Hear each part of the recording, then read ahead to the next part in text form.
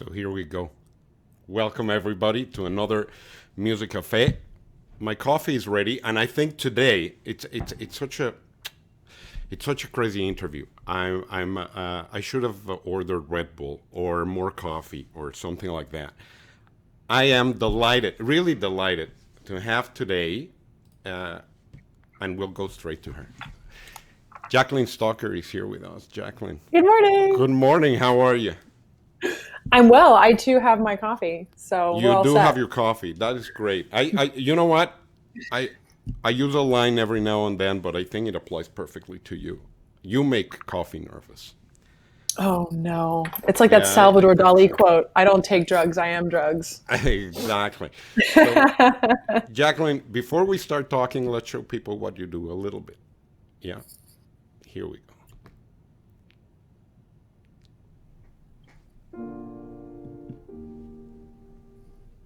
Seit ich hingesehen,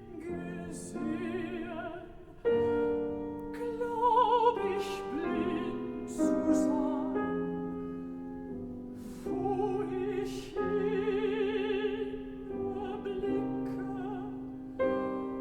seh ich ihn allein, wie im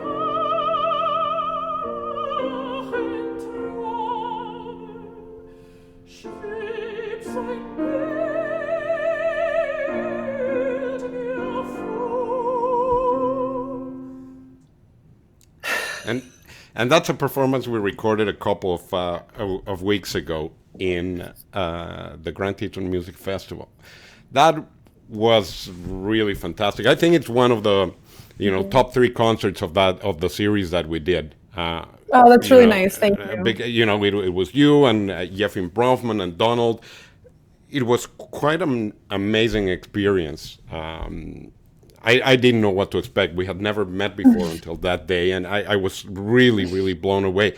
So, as I told you, I never know what I'm going to ask you, except for the first question. Except So for the first question.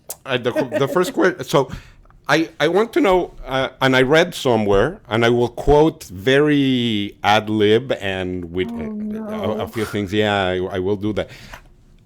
Why music? Why did you get to opera? Because I know it was not your first choice. No, it wasn't. I sort of felt, am I allowed to use profanity on this? You can Should I say avoid whatever it? you want because Okay. we'll get to that too. You can say whatever you Okay. want. I'll try and keep it PG-13.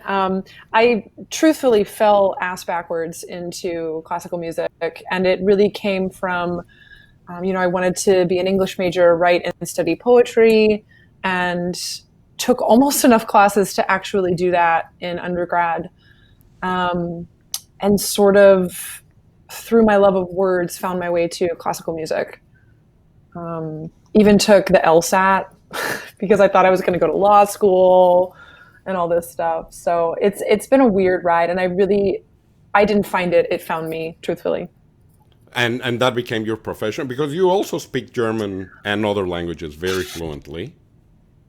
Just I would say just German. I mean, my mother is from Italy, but I understand. But I in translating for my work, I don't have to look up every word. I can sort of understand the gist of things when I read them most of the time. But aside from Italian and German, and I did study French for a brief period and Mandarin Chinese, but I don't remember very much of that. So I mean, yeah, that was sort of how I found my way in. My love of language, my love of words, and what really resonated with me, pun intended, I suppose, is art song because it's the best text that you can sing. It's poetry. So I love opera, and opera's amazing. And there are certainly, I think of the operas where Hofmannsthal and Richard Strauss collaborated, where the text and the music are both so beautiful and so strong. But when it comes to the best words, you can't beat art song and lieder. So that's But that's how I found my way in.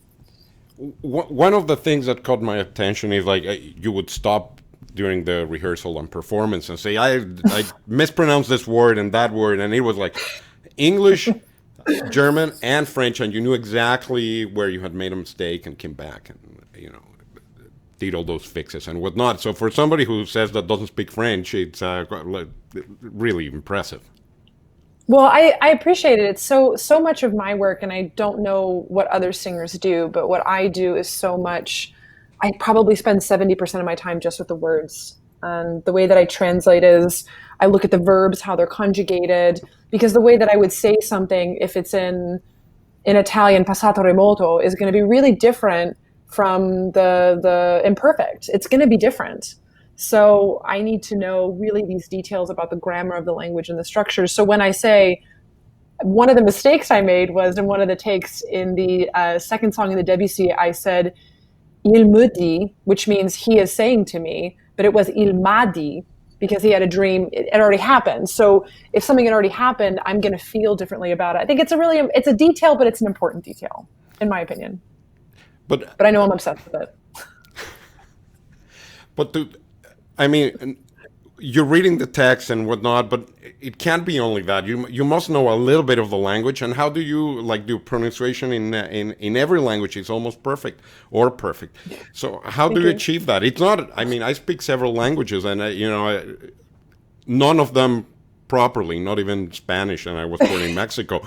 I speak with an accent in every single language. Yeah. So Spanish is my first language. Oh, is it? Yeah, and I speak with an accent almost clearly in English, but I speak with an accent in every single language that I know, and you don't have that. Oh, well, when you sing, it's different because everything is moving in slow motion, so you can think a little bit better, a little more clearly while you're doing it. When I speak German, of course, I have an accent, of course. And even I'm from South Carolina, even though I'm in Boston, Massachusetts. And I really had to train the Southern, I had only a slight Southern twang, but I would used to go to audition and say, hello, I'm Jacquelyn Stucker, I'm from South Carolina. And they would say, yeah, you really are. And I felt that that wasn't necessarily, I didn't want anyone to have prejudices about me based on where I was from. So I had to sort of train that accent out.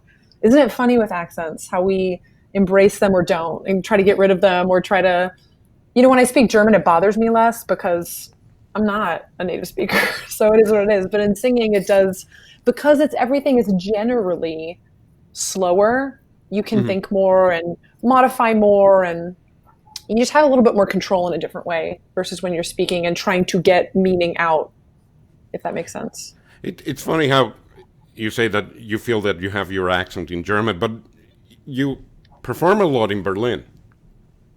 Yes. So, I mean, audiences there, they would say something. They would, boo more than not.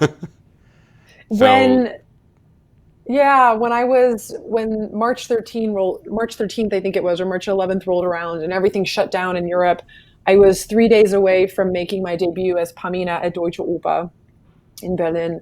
And the dialogue for Pamina really isn't, it's not so much. It's not as much as Sarastro or Monastatos or something like this.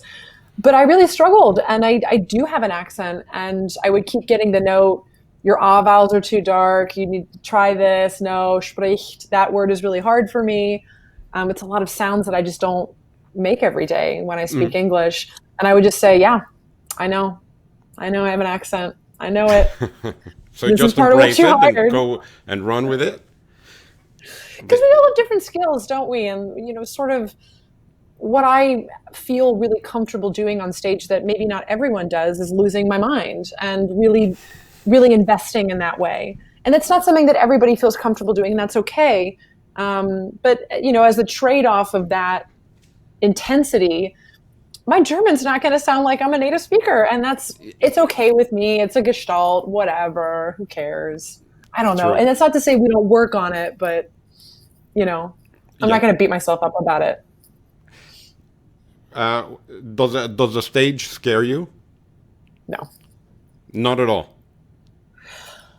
Recital scares me. For the recitals with Donald at Grand Teton, I don't like recitals because, I do like recitals, of course I do, but I find them challenging because I have to be myself.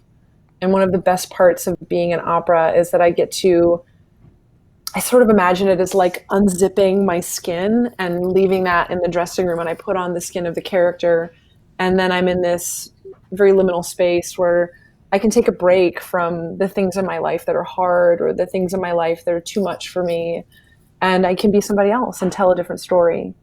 And with recital, it's It's so you much of the way straight. that it's me and you can see me, and it's even though I'm saying a foreign language text, with German it's different because I can understand it as I'm saying it because I'm at a more comfortable, fluent level with that language. But with French, and you know, and Italian to some extent, and certainly Russian or Czech or anything like this, I'm saying the words and I practice them so much. Like monologues, I say the words backwards, I say them in funny voices, I say with a Boston accent to just physicalize and find new things. So the words, I never forget words. I mess up words, but I don't forget them.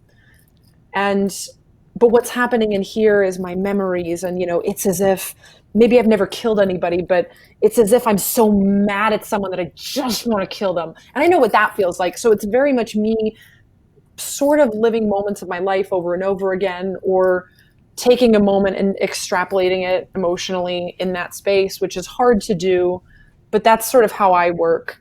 And in recital, being in that space in my mind where all this stuff has happened to me and I'm thinking about it and everyone's watching me think about it. And I don't know, I find it very challenging. So I was very intimidated about these recitals. I, while I was doing the research to do this conversation with you, I looked at all the performances that are available online, and I will surprise you in a little bit. Uh, Most of the recitals, and the one with Donald in particular, you want it to be really close to the piano, and you hold the piano. Does that give you a sense of security? It's a good question. You know, yes, and there's so much information, particularly in the Schumann, in more so I think in Donald's part than in mine. And there's something about in recital, what am I supposed to touch? There's no props, there's no things, there's no other people I can interact with. And I think saying this is the person I'm on stage with, you can't see, I don't know if you can see my hand, I don't think you can see it, but I'm grabbing onto something invisible. Grounds me and makes me feel like I'm more a part of the ensemble, even when I'm in this super vulnerable space. And it's an oral thing, and it's sort of, the closer I am to whoever I'm working with, the more the faster I can react, the more I can just turn and really indicate something if I'm, running out of breath or having an issue, or even if I want to change something up from what we've rehearsed. That closeness, especially in recital, is so important, I think. But not everyone's that way. In One of the things that I enjoy the most of my profession is watching people rehearse, and Why it's is a one that? thing. It's a one thing that we're allowed to shoot it, but we're not allowed to share it. And I think Right. the method is the method is, like, really gets my mind going. How do you rehearse for whatever it is that you're preparing? Fima was playing the same piece 600 times over and over again until he knows The it. machine. it completely, amazing that somebody can do it for 9, 10 hours nonstop on the same bar. And you would think, okay, he must be going crazy, but no, he's looking for that perfection. In your case, you rehearse, but you can't rehearse what you're going to do when we're actually shooting. You can rehearse your singing. So on this, I got two questions. First, how do you rehearse, songs that are not in English, that it's a second language, and you have to learn first the words and what they mean. So how do you? Because one thing is knowing, the actual words and the syllables that you have to do and sing them, and one is to Yeah. understand what you are singing. How do you approach that? So much of pronouncing and saying words and coordinating it with the ensemble is just muscle memory, I think. And I work a lot with, I mean, I have a voice teacher. I don't really have a pianist who I work with. You know, a lot of people have a lot of singers have coaches that they go to and they learn a score with that person. And I don't really do that.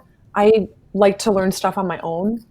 And I think for a lot of engagements, there is a musical rehearsal, but so much of the work that I do with the music doesn't involve singing it over and over and over again, because as singers, we kind of can't, because we're talking all day and it's two really tiny, like not two tiny strips of cartilage and really tiny muscles.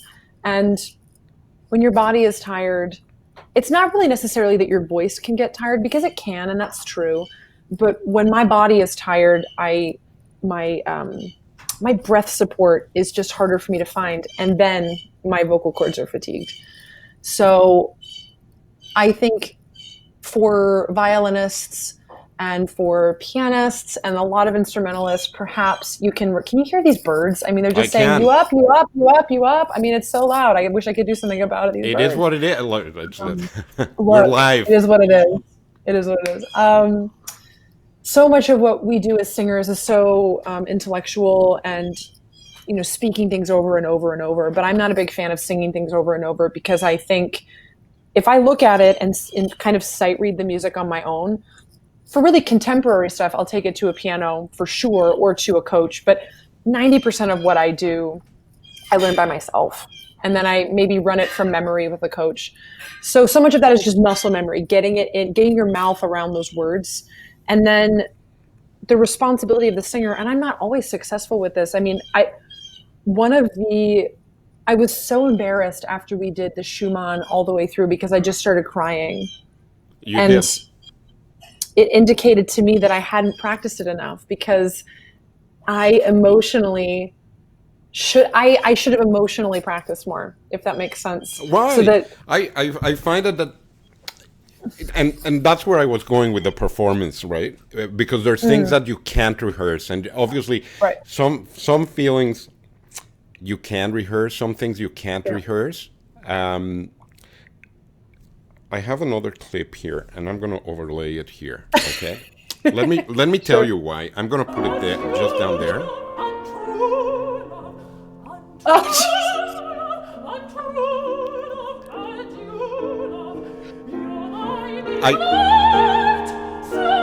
Okay, and I'm going to get out of here.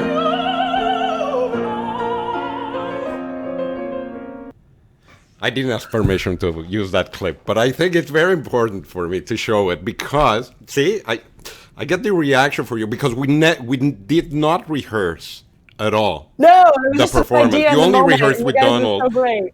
And how great is it that you can rehearse with Donald at Ronicles? I mean, you know, your pianist is Donald Ronicles. How about truly, that? I mean, he's pretty good at the piano, I have to say. Yeah, he's pretty good. It's pretty good.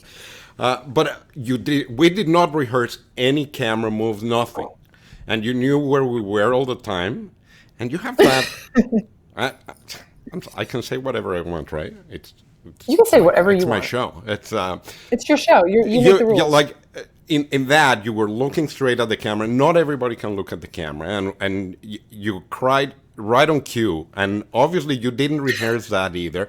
And I don't think that's a bad thing. It's exactly the opposite. I feel that we need more than that as an audience. You know, I'm talking from me as the audience. I want to feel that from you. It's so interesting that you say that, and I would love to pick your brain about this, because I don't do a lot of film work, because everything I do is on a stage. People are quite far away from me, and I make videos when I have to. And being telegenic and having that ability to connect with a lens versus people's eyes is something that's very new for me. And to, as an actor, have that subtlety of, on stage, everything needs to be big and intense, and it all has to be readable to the people all the way at the tippy top of the cheapest of all seats, because they still are here and we are singing to everybody, not just the people in the stalls. And I struggle when it comes, and I think there was a moment of truth there where I wasn't afraid to look at the lens. But in terms of what you look for, when working with musicians and maybe singers on film? I mean, what is successful in your opinion, and what reads and what doesn't? Can you What is quantify it for me? 'Cause successful when I'm you're curious. 100% true, and Mm, that is one of the differences between the different performers, and I mm, wanted to ask you about what is success when you connect with somebody. And that's why that performance, when you're looking into the camera, and we make a very conscious decision of how we shoot things. We don't yeah. just put the cameras and go away. We're always right behind the camera, so you can, when you're looking at us, you're looking at the lens, and when you're looking at the Mm, lens, you're looking at us. And that's why we do our camera moves, and we're close to you, and we try to have some level of intimacy, so you can do that and not be afraid of being yourself. So, what I wanted to ask you in that regard is, why are divas divas? And I'll tell you why. The question, because one of the most talented artists that I know, and I don't know her personally, is Beyonce. But everything she does oh my is God. absolutely amazingly rehearsed. Every move, every look, every, like, when she turns around, everything has been rehearsed Mm, completely. And I didn't know that. it in one level, yes, it's very successful. It works perfectly. Everything is lit perfect. But sometimes I feel that the spont no, I can't. Spontaneity. I used to say Thank you. spontaneosity, which is not a word, but it's spontaneity. Yeah. Exactly. That is gone, and that's exactly what you did with the camera. And not only in that occasion, many occasions that you didn't even look at the camera, you were looking away or you were smiling. Like, that's what works. So why are divas divas? Why do you have to be a diva? Why can't you just be you? This question is a tough one. Because you are you, and I'll show you in a little. Also, I prepared some stuff. You prepared some stuff. Yeah.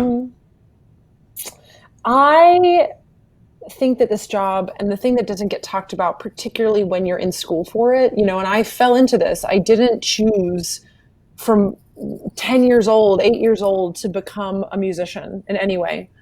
Um, One thing that's not talked about in any meaningful way in my experience, and I was in higher ed for 10 years.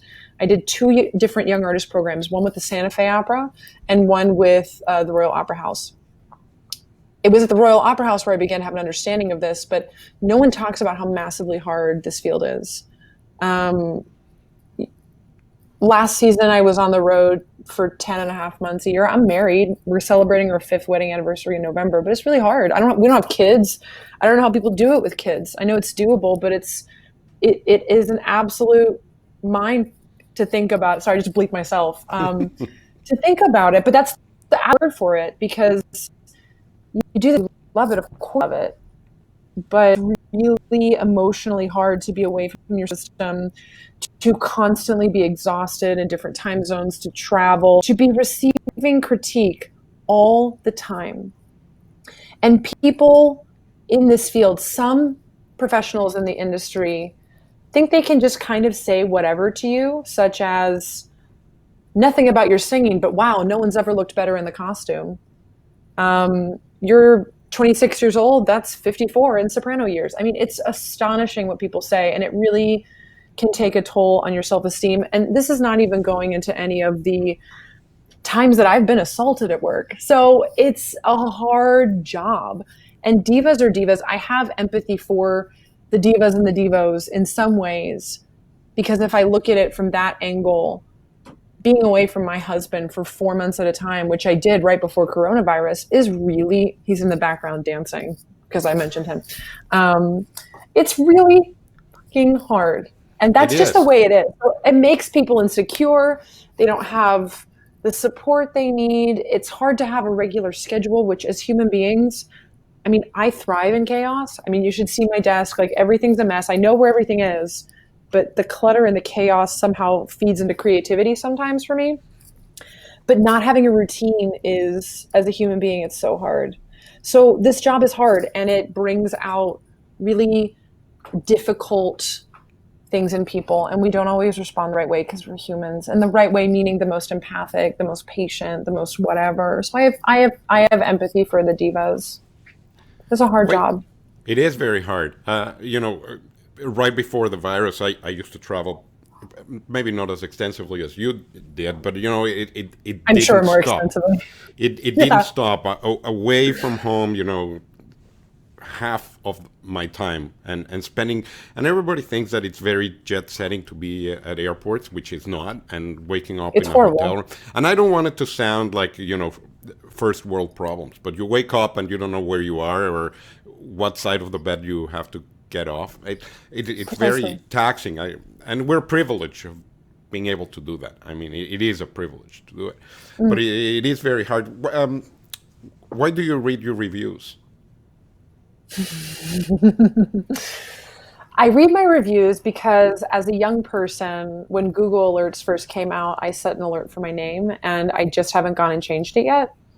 I shouldn't read reviews, but I am very lucky in that most of my reviews are positive. But um, yeah, I shouldn't read reviews, I guess, is my non-answer to your question. I read them because they pop up in my inbox, these Google alerts, and I can't not read it when I know that it's there.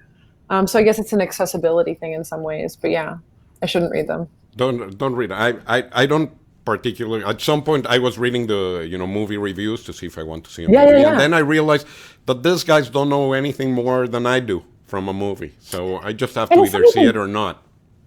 my main issue with reviews, and it's a complicated topic because I just posted this video on Twitter of me dancing like a crazy person in a TikTok video and rating reviewing my reviews and even the positive ones I review because for me as a person who loves words, it is astonishing how much bad, unclear, unfocused writing there is about classical music, and I will not stand for it because this field needs better discourse. And if we're going to talk about it in a critical way, look, dude, I can take the heat, bring it on, but don't write like a jackass. Write in a way that is productive and interesting and provocative and challenging. And also, can I have subject verb agreement?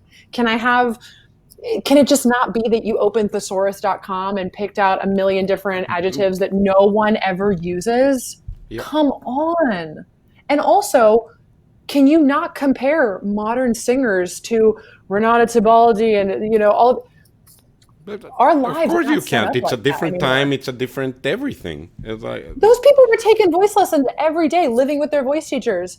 The reality now in the United States, where vocal pedagogy is kind of in the classical singing world, I would say, if I'm going to be reductive and overgeneralize, that most professionals in classical singing would say that the best singing technique is taught in the United States. So, but we're taking voice lessons once a week in school, and that's just not how people used to do it. So, yeah, some people can, the golden age of singing was one thing, but we're taking voice lessons 20% of the time that they were. They were living with their teachers. Come on. We don't have time for that anymore. I agree. I agree. By the way, there's a few classical music reviewers that I adore, and I really like Me too. reading like Zachary Wolf. Who's one of your favorites? Anne Majette on the Washington Post, who I do like interviewed. her quite a lot. I interviewed her a year and a half ago, and I was Oh, absolutely completely intimidated by her because yeah. she's so knowledgeable about everything. And it was a pleasure to interview her. I like Alex Ross in I do some too. levels. I just pre-ordered his book Oh, it like on Wagner. Yeah. to understand contemporary music, you have to read. You have to read his book.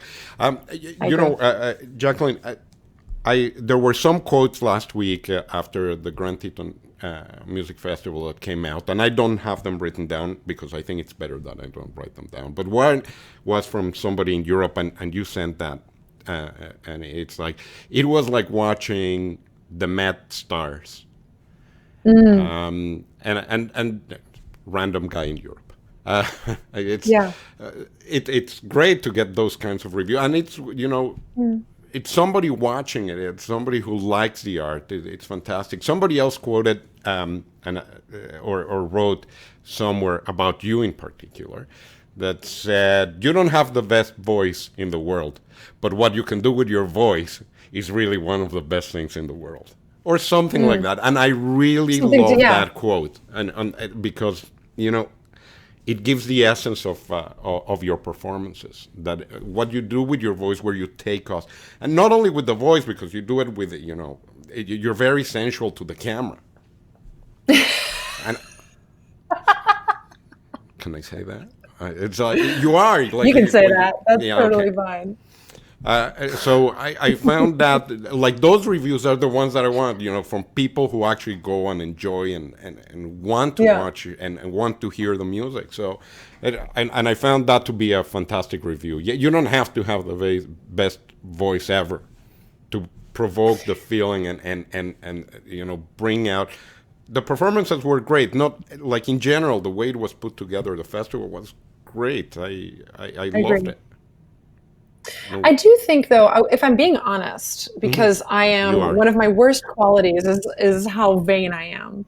And to hear that I don't, number one, here is my quibble with the way that review, where it was like, Jacquelyn doesn't have the voice of the century, but what she does with it is awesome. It's 2020. We have 80 years left in this century. Do you not think that we want to just like see how the 80 years pans out before we start talking about voices of the century?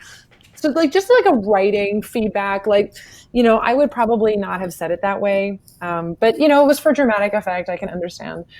But also I do, as you have rightly pointed out, it is a compliment in some ways because I am born with the voice that I have. And also I was really struggling with the altitude because everything that I did I live in Boston, which is 200 feet above sea level. And we were performing in Wyoming, which is over 6,000 feet above sea level, which really took a toll. And I'm sure that you felt the effects of altitude as well. And well, we all did, just schlepping all the equipment all the time up and down the hill and whatnot. And exactly. We really were tight and wearing masks all the time. It's so hard. It was very hard. And vocally, it wasn't. And also we picked repertoire, Donald and I together, that it doesn't sit in the best part of my voice all the time because I am a soprano. It was a little low, but I think in recital, you should explore rep that it's not about how good the voice sounds, right? And the voice needs to sound good enough to not distract you from what's happening dramatically and emotionally. And so we achieved that. I was definitely a little dusty vocally, but it's kind of not about me and about my voice. It's more about what is the story I'm telling? What is this? I have 2.5 minutes in this song to tell a story about what it feels like to tell your partner that you're pregnant. It's like, what an amazing gift. I've never been in that situation, but I can imagine how nervous I would be. I can imagine how afraid I would be of his reaction. Just like, I don't know what's going to happen. This is so uncertain, and what's going to happen to me. And, it's a gift, and that's what it's about. It's not really about how beautiful the voice is, right? It needs to be at a certain level to tell the story. But after that, it's sort of, it's a fool's errand, I feel. I can't do anything about my genetics, but I can do something about how I want to tell a story, and I can make decisions about that. And so much of what I find to be important is, as a singer, reading poetry in my spare time, reading The Atlantic, reading as much as possible, because just being exposed to words all the time and seeing how different people use words is so, I think subconsciously it really influences me in ways that are creative and in ways that I value. So that's also a part of it too, but it allows me to make decisions. The more I expose myself to, the more I can make decisions. How did you come up, obviously you and Donald, how did you come up with the repertoire for that recital? Because it was, in the end, it was the longest concert of the series. I'll tell you what, that's our debut album, I think. It was about 50 minutes of music, wasn't it? Yeah. Seriously. 47. Well, we were going to do a short 20, maybe 25-minute recital before coronavirus. But then you added Quilter. And then we added the Quilter at the last second, which I binge memorized. I cannot believe I pulled that off. But he suggested the Schumann, and the recital program was in flux up until We the showed day up. before we recorded. Yeah. I mean, it was, we didn't really know what we were going to do.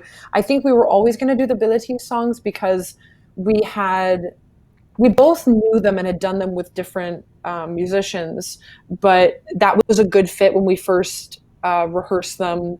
And it's the right amount of time. It's, I think Debussy was so influenced by Wagner that the sound world of those pieces, you know, what takes Wagner an hour or 45 minutes to say, Debussy can communicate in 7 seconds. Yeah. Yeah, or even less. I mean, more or less. And so I love the text of those songs. I find it really sticky and crunchy, and I don't really know what they mean sometimes, but I made some decisions about it, and I just find them interesting. Every time I revisit those songs, I've only really lived with them for about a year, I find something new, and I like the challenge of that. And the Quilter songs were, we just wanted to do something in English, and I think those songs are so horribly underrated, and we did make a conscious decision to omit one song that was about race in a way that is unproductive and uninteresting and antiquated. And he picked the Schumann, to be fair. And I initially bristled a bit and I said, are we really going to do songs written? I mean, Schumann wrote so many great songs. Are we going to do the songs where he's writing female character? You know, I find it hard, but there's so much in the music, and it's my responsibility in some ways as a singer to find the humanity in the songs and not just focus on, it's easy to say these songs are sexist, we shouldn't do them in 2020, but what's more nuanced and what contributes to the discourse of modern artistic society is saying, here's the personhood of these songs, and here's something that everybody knows about, something that everybody has felt or felt a germ of. And this is what these are about. These are not about a woman. These are about a person going through major life events. And so that's sort of how we picked everything. I think the Quilter was the biggest surprise for me because the songs are so simple. But when it comes to, I love singing in English because I feel like I can really show my personality and I can really say, I can be funny. I can't be funny in languages other than English. It's a real weakness of mine. I can use humor in English, but I find it very difficult in languages that are not my native language. I don't know if you feel that way about humor with the languages you speak. I'd be interested to know. It depends on the, obviously my first language is not English, so you know, Right. I think I it depends. Like Spanish and Portuguese, because they're so close together. And I lived in Brazil for long enough to understand the culture and the humor there. But in other languages, yeah, it's very different and very difficult to you know, take the nuances of the language and the culture. Exactly. It makes it very complicated. Unless you live there, like I understand a bit of German, but I don't think I could pull a joke in German by any stretch of the imagination. I wouldn't feel comfortable with it even now. I think it's really challenging. You have to really, that language has to be at this, you know, kind of osmosized at the cellular level for you in order to, for anyone, Right. in my opinion. You're very vocal. You don't have a Facebook page, and I mean, we discussed that last week, and but you do have a Twitter page. Look at I that, do. huh? Look at that. That's it. That's you. Lots of is- tweets, and you're very vocal, and discussing about the Schumann. Do you have any responsibility of, you know, still performing those works that do not fit socially with 2020, but you know, they were work of art done at the time that things were different, neither good or bad, or maybe they were bad, but now it's different. Should we still perform those works, or do we just have to eliminate them because they don't fit our social norm now? This is a really great question and something I feel super passionate about. My opinion, so much of the way that I look at music, because I have a doctorate, you know, so much of it is, let me look at the research. What's on JSTOR, for example? What's on, you know, what's listed in Grove? What's on Google Scholar? Just a couple of places that I would look to search for information when I'm unfamiliar with a piece of music. And so that I say that because it all comes down to what's in the music. You know, what I understand that Madama Butterfly and Otello, and these present uncomfortable things. I understand that, blackface in 2020 is not acceptable. But what we need to be doing, instead of just exiling these pieces from the rep and marooning them into the ether of nothingness in the Western canon, is having a conversation about what we're going to do. And that's very hard because everyone, myself included, I remember in the fall of 2017 when everything was coming out with Weinstein and the Me Too movement, I was just angry for months on end, thinking about the situations where XYZ person assaulted me at work and I didn't feel like I could report it. And, maybe that happened to somebody else. And why didn't I feel like what I experienced didn't matter? As a person who is kind of a minority and has a different work experience than some of my colleagues who are male. But I think that even though it's emotional, there has to be a way to talk about this stuff. There has to be a way to talk about race and culture and socioeconomic status when it comes to inclusivity in the classical arts. The answer is not never performing Madama Butterfly again. The answer is not performing, for me, my opinion, is not ever performing Otello again. The answer is not never performing Frauen, Liebe und Leben again. Because I can tell you, I performed those songs when I was 19 years old, maybe 20, and performing them again as a 31-year-old musician, I learned more. And I am a better musician for revisiting those songs. And it's not about only focusing on works that were written by white male composers, but it is about understanding the history of where this art form comes from. It started in the Catholic Church for Western music, and maybe some people are uncomfortable with that, but it's a fact. I'm uncomfortable with the fact that the language in the 1830s, when Chamisso wrote these poems for Frauen, Liebe und Leben, was, I belong to him entirely. I would never say that to my husband. It's a totally different way of, that's how people talked back then. Right. And it doesn't mean that we can't, where is the grain of truth in all of this? Yes, I feel upset. There was, when I was a young artist in Covent Garden, and I sang Countess Soprano in the McVicker production of Rigoletto, which I think has since been, I think that was the last outing of that show. There was this whole hullabaloo, and I don't mean that to diminish it, but about how Rigoletto maybe shouldn't be, we should think twice about performing it because there's violence against women. I have news for everyone. It is 2020 and there's still violence against women. So absolutely. To ignore that, the arts are the place that where we should talk about it. Because this is a safe space. It's not actually, none of this is real, but like rape and violence and murder and genocide, these things happen every day. And when they happen on stage, it's not real, and we're storytelling for a point. But it's, well, and when they're happening in real life out there, some people try to make it like it doesn't exist, and it does exist. Absolutely. But this is where we have to talk about it. This is the safe space to talk about it, and it makes me crazy. No, we shouldn't use blackface. Maybe this is an opportunity in Otello for singers who are black. Can it just be that easy? I don't know. It should be that easy because we had Otello last year here in Toronto, conducted by my friend Johannes de Boos. Oh yeah, sure. And the character is performed by a black person, and it can be performed that way, and it should be. I think it's and it's a beautiful piece of work as well. Yeah, and it's a beautiful piece of music, and I'm not saying that we should only perform.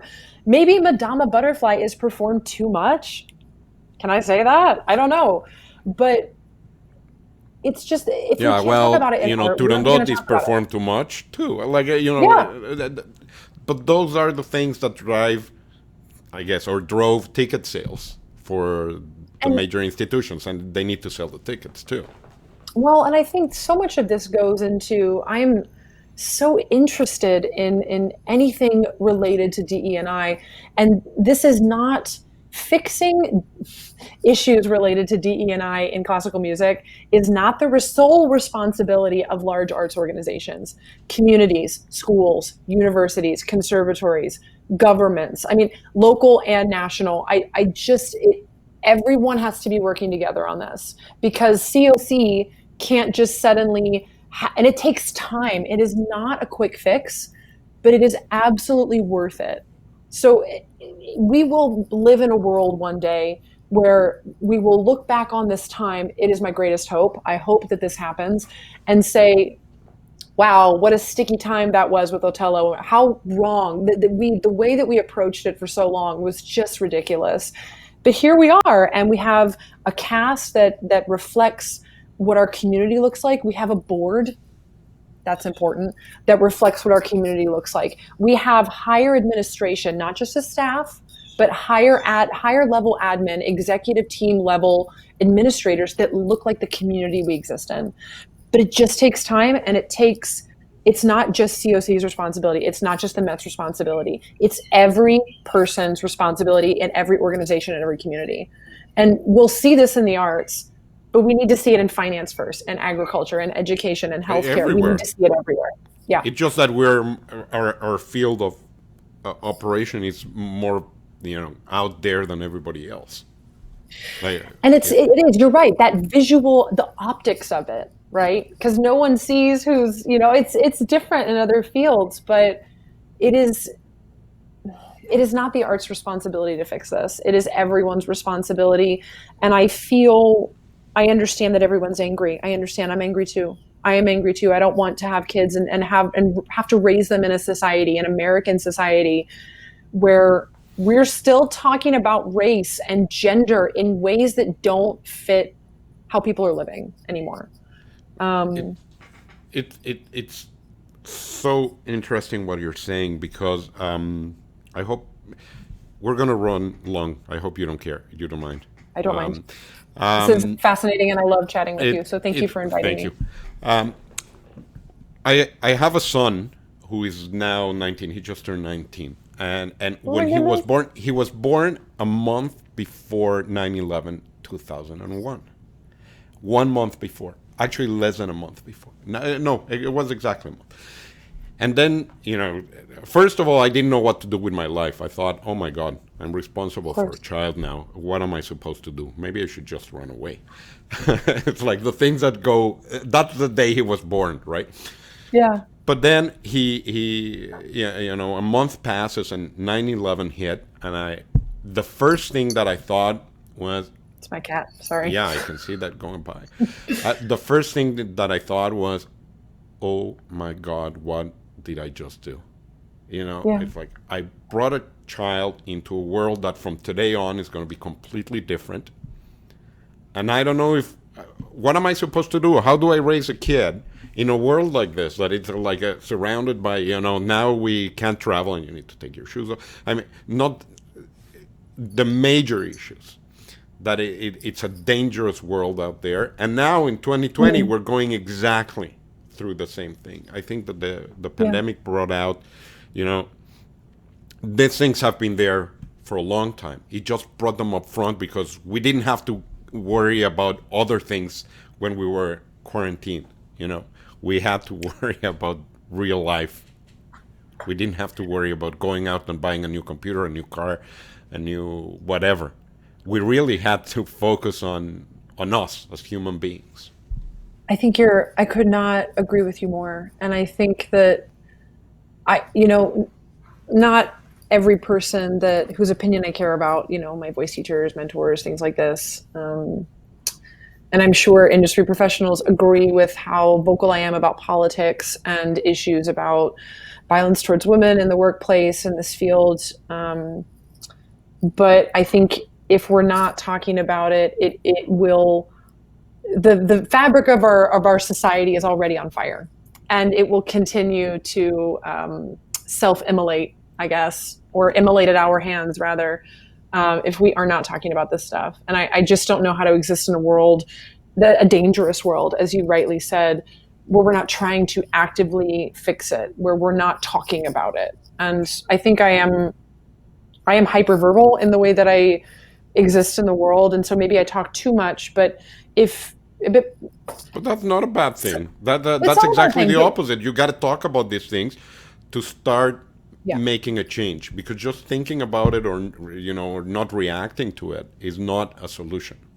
it is not a solution. I just want to. I mean, in short, I just really agree with what you're saying, and I can't imagine if I empathize and put myself in the situation of being a new parent, and thinking about how much of a dumpster fire the world is. I can I feel how heavy that is to carry around in some small way. It's a huge responsibility of everybody, no? Like, I don't want to get very political right now, because in the U.S. you have enough political problems, and I think that we have enough political problems around the world. Fortunately, our other governments have reacted well, and we see that the s- the social net, not the social network, the social net that we require has to be there. Yeah, Otherwise, we're just like individuals jumping from one place to the other with no particular end in sight. But that has to be addressed, and I think that it's very important and the only way of making a change is to participate. And yeah, in a democracy, the only way to participate, or the way to participate, is to vote and to make your voice heard, and to go out and protest, and say what you have to absolutely. say. Otherwise, like, if you're going to stay What's home the and be point? quiet, exactly, Yeah, you need what's to the make a point? change. Absolutely. Jacquelyn, it's a fascinating conversation. I'm going to invite you to come back to us. Oh, please do. Before we go, I said that some of your tweets are really cool. And I have one last question, but I want to show two tweets. Do you allow me? I mean, they're public, right? Can I No, show please. them? Yeah? Everything I've posted is for This public one, the consumption. first one is just because it's very funny, and I'll put it right here so people can see it. Right? I can't do it. Anyway, it's right here. It's like you on Twitter. Yes, I did do that, but it was an accident. So, Yeah, that's real. Yeah, That's people real. should follow you on Twitter. It's really funny. Like, you really need a Facebook page or something, because the only pages that are your Twitter, which is fantastic, and I guess Intermusica has your very official page. I don't know. I just beyond my artist page, I don't know what I have to say You have a about lot my to say. What professional do you mean? about my I'm professional life. Here's where I will be doing these things. You may come. Please find me on Twitter or TikTok. Like I have on nothing to add TikTok. to that That's true. conversation. Oh, I do love TikTok. I, I do. there's so many of your clips. They're like really hilarious. Like the ones you did in Jackson were out of this world. Oh, But I'm going to thank show you. one in particular, and okay, you will laugh, but it will lead me to our last question today. So here we Yeah, I go. got boy problems, that's the human in me. Bling bling, then I solve them, that's the goddess in me. You could've had a bad bitch, not committal. Help you with your car. I love that song. It's so funny. So I want to ask you one question that it's going to turn into half an hour, and not that much. But I want to ask you, what's next. Obviously your main career is in classical music, but how about performing something more out of the norm? It is my. I tried to dabble in jazz when I was in school, and I just wasn't an outdoor cat enough for that. And the jazz department at NEC would not claim me, and that's cool. My voice has just always, ever since I started taking voice lessons, it's very classical. I've always had a natural vibrato. I like classical music, so that's always been where I've ended up. But I am doing a very cool project, and I won't tell you the presenter yet, but I think it would be cool to chat with you about. There is this. I do a lot of Baroque music because it is the best, in my opinion, and the most versatile and the most direct and interesting. And I sing a lot of Handel in particular. Handel wrote these amazing solo cantatas, often for singer and basso continua, which is, instead of a full orchestra, it would be harpsichord and cello, for example. Cool. And so it's very small forces that we're talking about here, about really interesting topics. So one that I'm doing is La Lucrezia, which is the story of Lucretia, the Roman noblewoman who was raped and then killed herself. And I'm doing this with a wonderful, wonderful director and a wonderful, wonderful, one of my favorite conductors in the world, David Bates, in London. And we're rehearsing it in December and recording it as a film in January. And there's this, I don't want to give it away, Don't. why we're doing it. You need to but I'm invite me shaving to my the head. recording. I'm shaving my head on film for this No, project. really? And it makes absolute sense, I promise. But Okay. doing a project where there is, at the end of the road of sexual assault, of rape, of something like this, where there is this transformation, is something like this kind of project is what I'm passionate about. And yeah, I'm going to X and I'm going back to Deutsche Oper in the spring. And those are amazing projects and I love them too. But getting to do a film version of something that's 15 minutes long and about sexual violence and challenging myself as an actor and working with people that I trust, so I'm willing to do pretty much anything on film, I'm super excited about it. So that's one thing where can't it's wait. You not, need to invite me to the shooting. I really want. I would be happy try to. I would be happy to. But I think that's where classical music is going. And in terms of I'm making my debut hopefully as Donna Elvira and Don Giovanni at Deutsche Oper Berlin, which I'm very excited about. I have Popea coming up. It was supposed to be this summer, but it's being rescheduled for the future in X, and a variety of other things. But this is kind of this using art to tell a story, to talk about modern life. That's what really makes me feel like a musician. Fantastic. So there's a lot to look forward to. Say goodbye to my hair. Great. Not yet. Maybe we'll have you before. We'll do a before and after or something like that. That would be You're- great. Let's do it. Jacquelyn, your performances are fantastic. I'm so You're so glad that kind, I thank was able to record them, but most importantly that we were able to meet and to do this. You're fantastic. I can't say enough good things about you. It's a blast. I was really The looking feeling is forward to entirely talking to you. mutual. I hope we get to work together again soon, Alex. It was a We real will. pleasure for me. Thank Yeah. you very much. We're out of coffee. Thank you. That's it, and the time is up. But thank you for being with us. I really, really appreciate it. Fantastic. Thank you. I My want pleasure. to thank everybody for joining us again today. Next week, tune in. Look for us on Twitter or Facebook or LinkedIn or wherever, and look for our guests. We're lining up 5 or 6 guests that are fantastic, but the dates have to be finessed a little bit. But we'll be back next week with another Music Cafe. Thank you very much and have a great day. Thank you.